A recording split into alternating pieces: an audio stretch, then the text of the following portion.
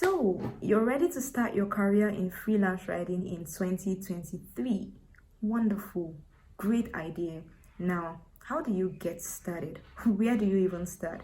In this video, I am going to be showing you how you can start a career in freelance writing in 2023 as a beginner. So we're about to get started in a minute, but guys, if you are seeing this channel for the first time, I talk about freelance writing, talk about writing and how you can monetize your writing career, how you can make money as a freelance writer. So if you're interested in content like this, then definitely subscribe and turn on your notifications so you don't miss my videos. All right, so the first thing you want to do is to learn the art of writing. Several people just jump into writing and feel like, oh, everybody can write. Guys, this is not writing like your usual writing. Of course, everybody can read and write, but if you are going to monetize your writing career, if you're going to start charging people to write content for them, then you need to know the difference between content writing and content marketing. So if you are writing and you are writing content that gets sold, then it is now content marketing. All right, so you need to know how to write the kind of content that will attract the kind of audience that your client needs. So it's not just a normal thing, it's not something that comes to you naturally. You need to actually pay attention, just like every other skill. All right, you wouldn't jump into product designing without learning it first. You wouldn't jump into software engineering without learning it first. You need to learn it. In the same way, you need to learn freelance writing before you get started as a freelance writer. So there are several ways that you can learn freelance writing. There are books, there are courses, there are materials all over the place. I am actually working on a course that teaches people how to write. All right, I am working on that, and once it's ready, I am going to share it with you. But like, one thing you can do to help yourself is read books. I am going to leave links to books that will help you on this writing journey in the description box. So if you want books like this, then check out my description box after this video. I'm also going to leave links to a few courses that can also help you. All right, so one thing you can do is read books, take courses, and another important thing you can do is get a mentor. Guys, having a mentor takes half the stress from you. All right, you can just simply ask questions when you need help, and you can avoid making some mistakes and avoid wasting time. All right, so having a mentor is something that can help you. And there's this really cool site where you can get mentors for free in whatever it is you are doing. So whatever your career path is as a freelance writer, you can find mentors from all over the world that are willing to mentor you. All right, so I made a video about the site, and I talked about how to register and how to start booking sessions with your mentors. So check out the video and learn about that and get started. All right, so read books on writing, take courses, actually learn. If you know a writer friend or you know someone that writes, get close to them, ask them questions, find out how they do what they do. All right, you'd notice a huge difference between the kind of writing you know how to do now and the kind of writing you'd learn how to do when you actually invest in learning how to write. The next thing you want to do is choose the type of writing you want to do and the niche you want to focus on. Okay, so as a beginner, is it okay to niche down? Well, it depends on what you do. If you are let's say you are a medical person and you love all things medical, you love medical things, you're invested in your profession, and you also want to do the kind of writing that is based on your profession, then by all means you can niche down and focus on only medical content. All right, but if you're still starting out and you'd like to explore, there are several options for you. You can test waters. It's okay, you're a beginner, so you can find out what works and what doesn't work. So it's okay if you do not want to niche down, if you just want to be a general writer. But something you need to do is choose the kind of writing you do. There's technical writing, there's UX writing, there is normal blogs and articles, there is copywriting. There's several types of writing, so you need to be careful to choose the particular kind of writing you want to do, and then you also choose a niche, or you decide to start out as a general writer. So you've learned how to write, you've also chosen the type of writing you want to do, and maybe even chosen a niche. How do you proceed? The next thing you need to do is create a portfolio. Guys, if you say you are a writer, then we want to see what you have written. All right, it's non-negotiable. You can't just come and tell the clients, hire me, I write. All right, you need to prove to them that you write. What is the proof? How do I know that you write? That's where your portfolio comes in. A portfolio is simply the collection of your samples, collection of past works that you've done, just to show that truly you have the skill that you claim to have. So now, how do you get a portfolio as a beginner writer? First thing I'm going to advise you to do is just start writing. Guys, as a writer, you need to write consistently. The more you practice how to write, the better you become at writing. So practice writing. Just start writing. If you love to talk about digital marketing, if you love to talk about finance, if you love to talk about anything, you can just pick it up and start writing about it.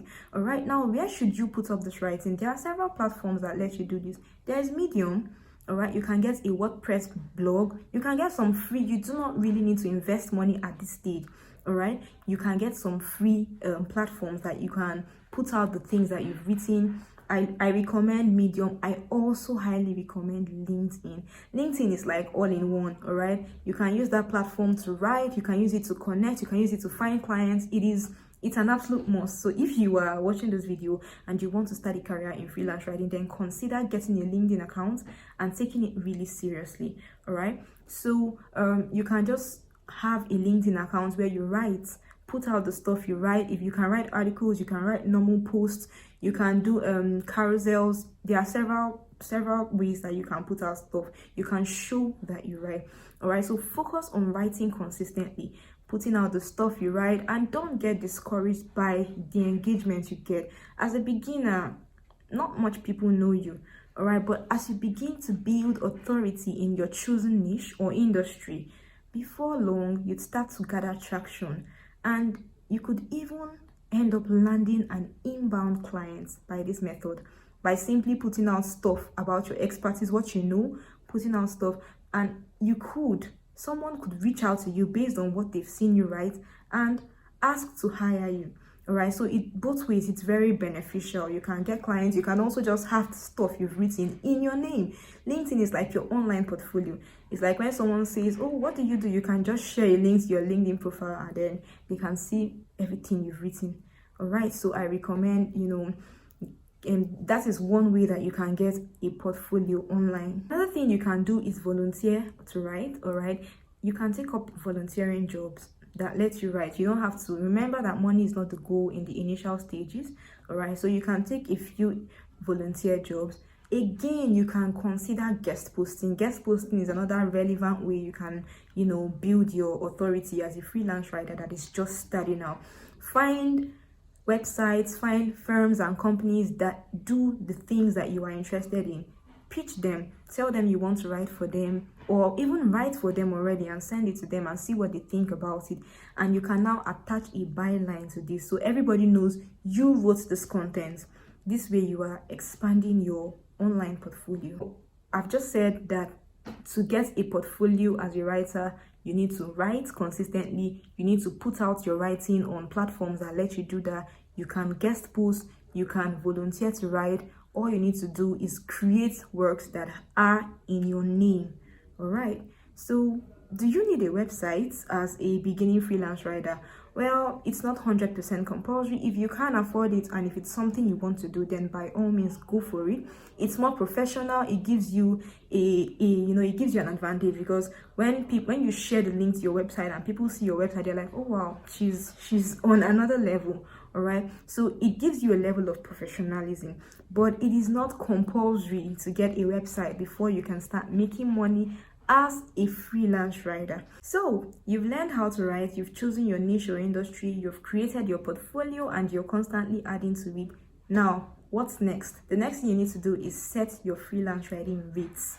All right, so if you're going to go into freelance writing, then you need to know what to charge people. When people say, how much do you charge? You need to know what to respond to them.